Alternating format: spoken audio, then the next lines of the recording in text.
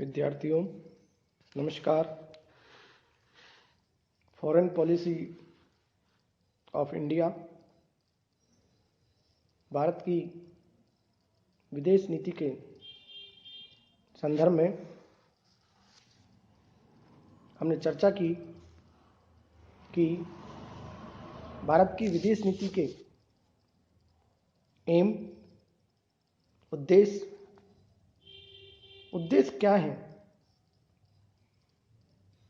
मित्रों, भारत की विदेश नीति का प्रमुख आधार सबसे पहले राष्ट्र की सुरक्षा है और इसी के साथ अंतर्राष्ट्रीय शांति और सद्भाव को बढ़ावा देना है। मित्रों, पिछली वीडियो में हमने इसके जितने भी निर्धारक तत्व हैं उनका हमने अध्ययन किया और यह पाया कि विदेश नीति के जो निर्धारक तत्व हैं उनमें भौगोलिक तत्व प्रमुख स्थान रखता है। इसी के साथ गुटनिरपेक्षता की जो भारत की नीति है उसका भी एक आधार भारत की विदेश नीति पर पड़ता है। मित्रों, इसी के साथ जितनी भी विचारधाराएं हैं, चाहे वो गांधी की हो, चाहे वो नेहरू की हो, चाहे जितने भी हमारे आदर्शवादी विचारक रहे हैं उनकी रही हो, भारत की विदेश नीति में इनकी स्पष्ट झलक देखने को मिलती है। मित्रों, इसके अलावा आर्थिक तत्व, सैनिक तत्व, व्यक्तित्व, पर्सनैलिटी, शासन सत्ता संचालकों की पर्सनैलिटी, उनका करिश्मावादी नेतृत्व, उनका करिश्मावादी व्यक्तित्व भी विदेश नीति के निर्धारण में महत्वपूर्ण भूमिका को अदा करता है। इसी के साथ उपनिवेश विरोधी वाली भावना भारत की विदेश नीति के निर्धारक तत्वों में से एक रही है। मित्रों, अब हम भारत की विदेश नीति के जो प्रमुख सिद्धांत हैं उनकी चर्चा को आगे बढ़ाते हुए कहना चाहेंगे कि भारत की विदेश नीति के प्रमुख सिद्धांत के संदर्भ में 29 सितंबर 1946 को पंडित नेहरू जी ने एक प्रेस कॉन्फ्रेंस में कहा था। क्या कहा कि भारत का दृष्टिकोण संयुक्त राष्ट्र संघ के प्रति पूर्णतया सहयोग का है तथा जो चार्टर उसे संचालित करता है उसका बिना किसी पूर्वाग्रह के पालन करने का भारत का लक्ष्य है और इस लक्ष्य को सम्मुख रखते हुए भारत विश्व की विभिन्न गतिविधियों में पूर्ण भाग लेगा तथा इसकी रक्षा में इसकी भूमिका को निभाने का हर संभव प्रयत्न करेगा। जो इसकी भौगोलिक स्थिति तथा जनसंख्या, इसके अलावा शांति में प्रगति के लिए इसके योग्य है, उन सभी कार्यों को करने के लिए तत्पर रहेगा। भारत सभी उपनिवेशक तथा पराधीन लोगों की स्वतंत्रता तथा उनकी आत्म निर्णय के अधिकार का पूर्ण समर्थन करता है। मित्रों, विद्यार्थियों, विदेशी मामलों के क्षेत्र में भारत की स्वतंत्र नीति होगी और एक दूसरे के विरुद्ध इकट्ठे हुए गुटों की शक्ति राजनीति से दूर रहना भारत का लक्ष्य रहेगा। पराधीन व्यक्तियों की स्वतंत्रता के सिद्धांत को मानना, जहां कहीं भी नस्लीय भेदभाव होगा उसका विरोध करेंगे। यह दूसरे शांति प्रिय देशों के साथ मिलकर एक राष्ट्र द्वारा राष्ट्र के शोषण के बिना अंतर्राष्ट्रीय सहयोग तथा सद्भावना के लिए भारत कार्य करता रहेगा। यह आवश्यक है कि अपनी पूर्ण अंतर्राष्ट्रीय स्थिति की प्राप्ति के लिए भारत विश्व के सभी महान राष्ट्रों के साथ संबंध स्थापित करने का प्रयास करेगा तथा एशिया के अपने पड़ोसी राष्ट्रों के साथ अपने संबंधों को और अधिक निकटता प्रदान करेगा। मित्रों, विद्यार्थियों, इसके प्रमुख सिद्धांतों में सबसे पहले हम गुट निरपेक्षता नॉन अलाइजमेंट के संदर्भ में चर्चा करते हुए ये बताना चाहेंगे कि गुट निरपेक्षता या असंलग्नता भारत की विदेश नीति का प्रमुख और विलक्षण सिद्धांत है।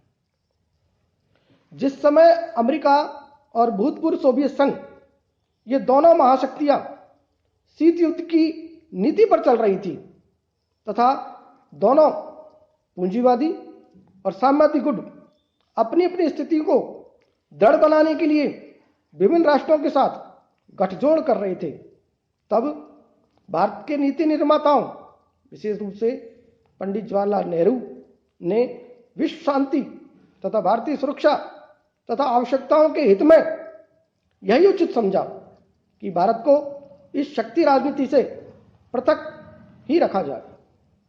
मित्रों, पहले इस नीति को तटस्थता की नीति कहा गया, परंतु 5वें दशक से इसे गुट निरपेक्षता के नाम के रूप में जाना जाने लगा, क्योंकि इसका अर्थ है दोनों महाशक्तियों में से किसी के साथ भी किसी भी देश को किसी संधि द्वारा न जोड़ना तथा न ही अंतर्राष्ट्रीय संबंधों से कटकर रहने का सिद्धांत।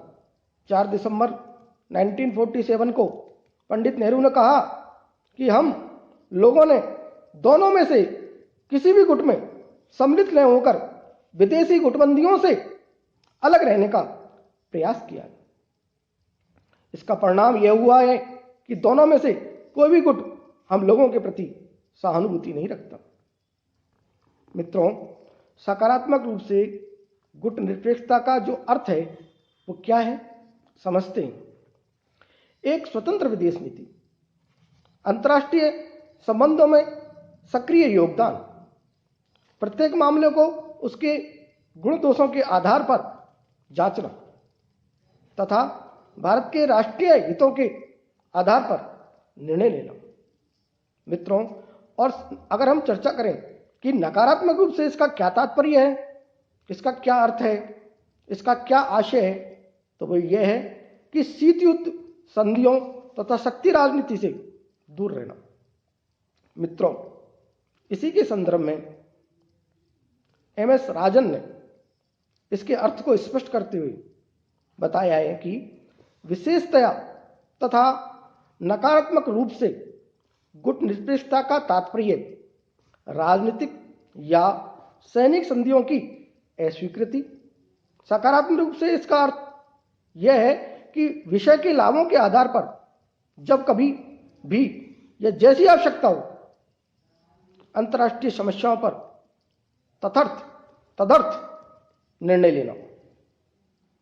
मित्रों, कहने का तात्पर्य यह है कि इस गुट निरपेक्षता के संदर्भ में नेगेटिव और पॉजिटिव अवधारणाओं के बीच यह निश्चय है कि गुट निरपेक्षता का अर्थ यह कदापि नहीं है समय और परिस्थिति के अनुसार भारत दोनों गुटों के बीच अपने संबंधों को बनाए रखेगा, लेकिन अंतर्राष्ट्रीय हित में, राष्ट्रीय हित में जो भी निर्णय उचित होगा भारत उसका पूर्णतः पालन करेगा।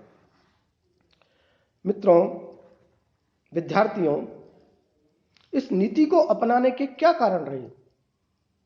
गुटनिरपेक्षता नीति को अपनाने के क्या कारण हैं? इसके संदर्भ में यदि हम चर्चा करें तो सर्वप्रथम हमें यह दिखाई पड़ता है कि इसका जो पहला कारण है वो यह है कि किसी भी गुट में सम्मिलित होकर भारत विश्व में तनाव को और बढ़ाना नहीं चाहता है। भारत ये नहीं चाहता है कि विश्व के अंदर तनाव हो, बल्कि भारत प्रारंभ से ही अंतर्राष्ट्रीय शांति और सुरक्षा का पक्ष धर रहा है। मित्रों, यदि इसका दूसरे कारण को हम खोजें, ढूंढें, तो यह है कि भारत किसी गुट में सम्मिलित होता तो उसे उस गुट के नेताओं का दृष्टिकोण अपनाना पड़ेगा या अपनाना पड़ता, और भारत स्वतंत्रतापूर्वक अपने विचारों को भी प्रकट नहीं कर सकता था। इसलिए भारत के नीति निर्माताओं, भारत के सत्ता संचालकों ने यह निर्णय किया कि भारत गुटनिरपेक्षता की नीति में रहते हुए आगे बढ़ेगा और किसी भी गुट का समर्थन नहीं करेगा। विद्यार्थियों, तीसरा कारण जो हमें दिखाई पड़ता है वो ये है कि भारत का आर्थिक विकास विदेशी सहायता पर निर्भर करता है, और यदि भारत किसी भी एक गुट में सम्मिलित होता है या किसी भी गुट का समर्थन करता है तो दोनों गुटों से उसे सहायता नहीं मिलेगी। इसलिए भी यह कारण भी भारत की गुटनिरपेक्षता नीति पर कायम रहने के लिए बना। मित्रों, विद्यार्थियों, इसके अलावा भारत की भौगोलिक स्थिति का यदि हम आकलन करें तो उससे प्रतीत होता है कि भारत गुटनिरपेक्षता की नीति को ही अपनाएगा या अपनाने के लिए बाध्य होगा, क्योंकि भारत की सीमाएं, भारत की भौगोलिक स्थिति इस प्रकार है कि उसकी सीमाएं प्रारंभ से ही चीन और रूस से मिलती है। इसलिए पश्चिमी देशों के मध्य गुटबंदी करना विवेक सम्मत नहीं था, बुद्धिपूर्ण नहीं था। दूसरी ओर पश्चिमी देशों से विशाल आर्थिक सहायता चूंकि मिलती रही है, अतः साम्यवादी गुट में सम्मिलित होना भी विवेक सम्मत नहीं था। मित्रों, पंडित नेहरू ने एक बार कहा था, क्या कहा था, कि किसी भी गुट के साथ सैनिक संधियों में बन जाने के कारण सदा उसके इशारे पर ही नाचना पड़ता है और साथ ही अपनी स्वतंत्रता बिल्कुल नष्ट हो जाती है। जब हम असंलग्नता का विचार छोड़ते हैं तो हम अपना लंगर छोड़कर बहने लगते हैं और किसी भी देश में बंधना आत्मसम्मान खोना है। यह बहुमूल्य निधि का विनाश है। विद्यार्थियों, भारत ने 1947 से लेकर वर्तमान तक इस गुटनिरपेक्षता की नीति को निरंतर अपनाया और इस प्रकार इस नीति का स्थायित्व बना रहा है, चाहे सरकार किसी भी पार्टी की हो, किसी भी दल की हो। लेकिन विदेश नीति में कोई भी परिवर्तन नहीं किया और भारत के सभी सत्ता संचालकों ने इसका बखूबी ढंग से पालन किया। भारत स्वयं भी गुटनिरपेक्षता की नीति पर रहा है और इसने गुटनिरपेक्ष आंदोलन को चलाने में अंतर्राष्ट्रीय क्षेत्र में अपनी महत्वपूर्ण भूमिका को निभाया है। मित्रों, मिस्र और यूगोस्लाविया के साथ मिलकर भारत ने गुटनिरपेक्ष आंदोलन को विशेषतः एशिया और अफ्रीका के नए जन्मे प्रभुत्व संपन्न राष्ट्रों में लोकप्रिय बनाने में अपनी अहम भूमिका को निभाया है। भारत की अध्यक्षता में नाम में अधिक सक्रियता दिखी और दिखाई दे रही है। विद्यार्थियों, इसके अलावा भारत चूंकि प्रारंभ से ही साम्राज्यवाद और उपनिवेशवाद का विरोध करता रहा है और यह सिद्धांत भी भारत की विदेश नीति का प्रमुख आधारों में रहा है। चूंकि ब्रिटिश साम्राज्यवाद के अधीन भारत के दासता के दुष्परिणाम उसको दिखे, भारत उससे परिचित रहा, अतः उसके लिए साम्राज्यवाद का विरोध करना स्वाभाविक ही था। नेहरू ने कहा ब्रिस्बेन सम्मेलन में, क्या कहा, कि साम्राज्यवाद के विरुद्ध भारत का संघर्ष मात्र एक राष्ट्रीय समस्या नहीं है, इसका सीधा प्रभाव कई राष्ट्रों पर भी पड़ता है। विश्व के किसी भी भाग में साम्राज्यवाद का अस्तित्व भारत को स्वीकार्य नहीं है, अर्थात अस्वीकार्य है। भारत के लिए यह साम्राज्यवाद के विरुद्ध संघर्ष जीवन मृत्यु का प्रश्न है। स्वतंत्रता प्राप्ति के बाद भी भारत का साम्राज्यवाद के विरुद्ध संघर्ष जारी है और जारी रहेगा। नेहरू जी ने कहा कि साम्राज्यवाद तथा उपनिवेशवाद के प्रति न केवल कोई आपत्ति है बल्कि सक्रिय आपत्ति है और विश्व के किसी भाग में, किसी भी रूप में तथा सभी रूपों में उपनिवेशवाद का विरोध एक सक्रिय संघर्ष के रूप में चलता रहेगा। मित्रों, साम्राज्यवाद से त्रस्त जितने भी देश रहे, चाहे वो इंडोनेशिया हो, चाहे वो लीबिया हो, चाहे वो ट्यूनीशिया हो, चाहे वो अल्जीरिया हो, चाहे वो मोरक्को हो, चाहे वो अंगोला हो, चाहे वो नामीबिया हो, इन सभी देशों में उपनिवेशीय शासन से छुटकारा पाने के लिए किए जाने वाले संघर्ष ने भारत ने प्रारंभ से ही भरपूर समर्थन किया है, उसे आगे बढ़ाया है। मित्रों, पश्चिमी एशिया में भारत ने डॉलर साम्राज्यवाद का सदैव विरोध किया है और अरब राष्ट्रों का साथ दिया है। भारत फिलिस्तीनी जनता को अपने अधिकार दिलाने के लिए प्रारंभ से ही प्रयत्नशील रहा है। भारत सैनिक गुट, चाहे वो नाटो हो, चाहे वो सीटो हो, चाहे वो वार्सा पैक्ट हो, इनका शुरू से ही भारत ने विरोध किया है। चाहे वो बांग्लादेश की स्वतंत्रता हो, हमारी प्रधानमंत्री इंदिरा गांधी जी ने इसमें इन बांग्लादेश को आज़ादी दिलाने में अपनी महती भूमिका को निभाया और भारत संयुक्त राष्ट्र संघ में उपनिवेशवाद के विरुद्ध आवाज प्रारंभ से उठाता रहा है और आज भी भारत नव उपनिवेशवाद के विरुद्ध आवाज उठा रहा है। मित्रों, इनके सिद्धांतों के संदर्भ में और भी जितने बिंदु हैं उसके बारे में हम अगली वीडियो में चर्चा करेंगे। धन्यवाद।